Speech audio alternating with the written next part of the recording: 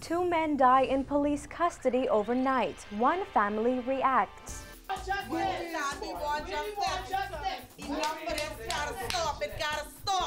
A religious leader changes his position on the death penalty. An increase in the number of Bahamians with heart disease, plus we test out a popular body shaping procedure. A lipomassage, or otherwise known as endomology. I'm Nakia DeVoe, and this is Nb12 Weekend.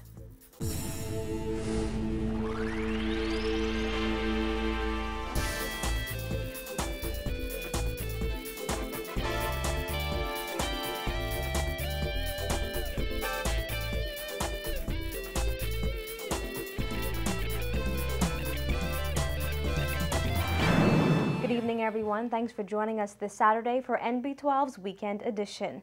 Two men died in police custody overnight at two separate locations. And today, the family of one of those men is outraged, claiming that 20-year-old Aaron Roll was in good health before he was carried away by police.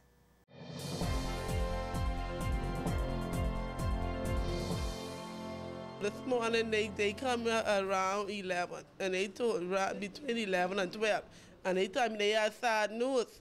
So I told them stop lying, so they say Aaron collapsed in itself.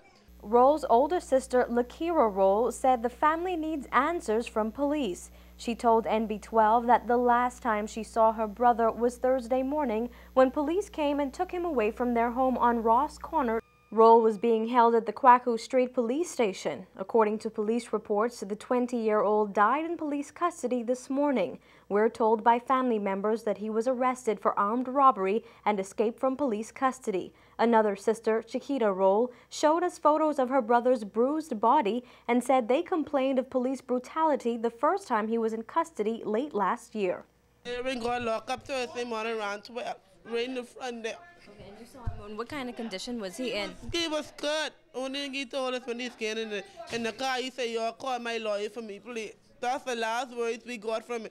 And then yesterday when he's riding in the police car, that's when I went by the gate and I shouted Aaron. That's when she told me, say, Aaron was all swell. When she saw him yesterday, that's between 4 and 5 o'clock. He was young, he was only 20. He was planning to change his life and all of this ain't called for. Too distraught to speak on camera, Roll's father, Godfrey Roll Sr., said his son had no health problems. The deceased's older brother, Godfrey Roll Jr., says the family is also disappointed with how police delivered the news and left without giving any explanation. They know my old man was in here. They come with the sad news. They leave the news to church. They when they say, well, all right, the father home, give me the number. No. They just jump off and gone. And he tell me, not all officers tell me bad news, he dead, and then they left. Tempers flared as area residents joined the family to share condolences and demand answers from police. We want justice.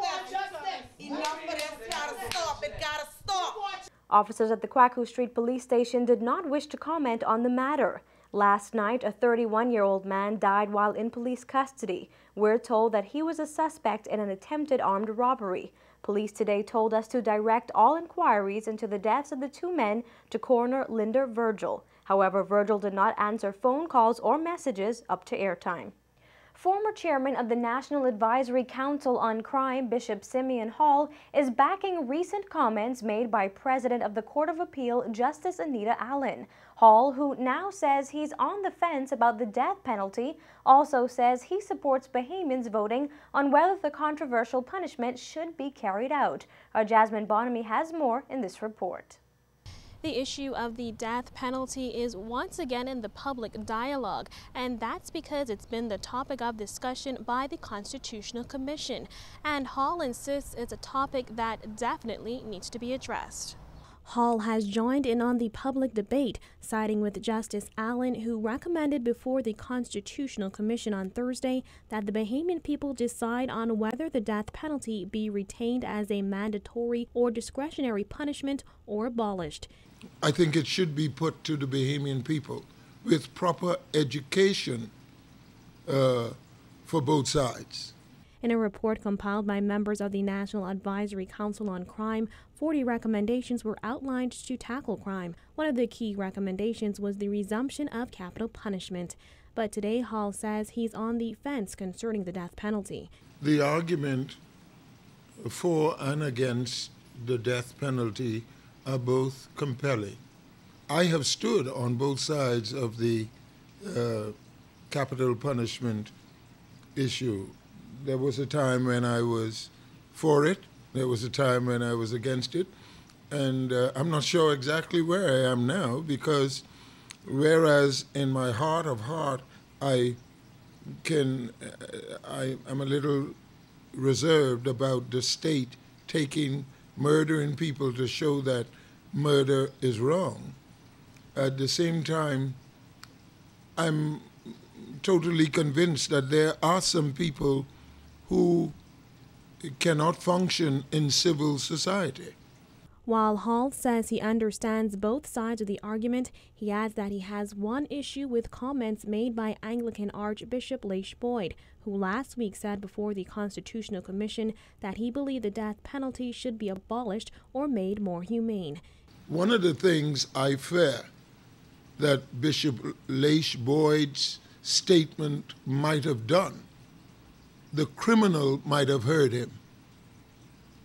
You see, whereas theologically and philosophically, I agree with him.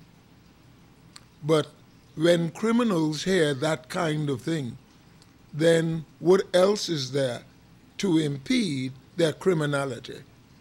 I am afraid that all the average criminal today is not afraid of the law, he's not afraid of the policeman, he's not afraid of going to jail.